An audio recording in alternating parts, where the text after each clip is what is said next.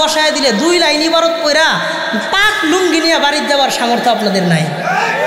ওই লুঙ্গি নাপাক বানায় বাড়িতে নিয়ে গোসল করতে হবে, তারপরে কোরআন হাদিসের তাফসীর করার যোগ্যতা অর্জন করতে পারবেন না।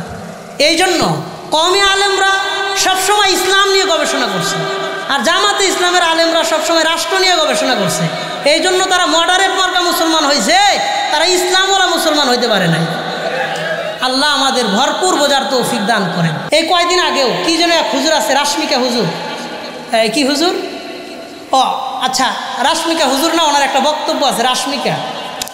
তো ওনারা এখানে আইসা শাবনূর, রাশমিকা, পূর্ণিমা, আরও কি আছে পরিমণি, এইসব শব্দগুলা মানুষের সামনে কোরআনের তাফসিরের মজলিসে বৈশা, এই দামি চেয়ারে বৈশা এসব অসভ্য কথাবার্তাগুলো তারা বলে।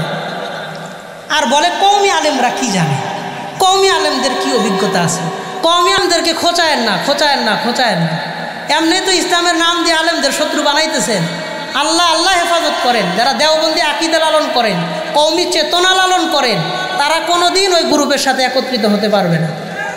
আল্লাহ আমাদের বোঝার তৌফিক দান করেন। হক্কানি রব্বানি আলেমদের প্রতি ভক্তি, শ্রদ্ধা, মহাব্বত, ভালোবাসা, আজমত নিয়া, দ্বীনের সহি বুঝ নিয়ে কবরে যাওয়ার আল্লাহ তৌফিক দান করেন।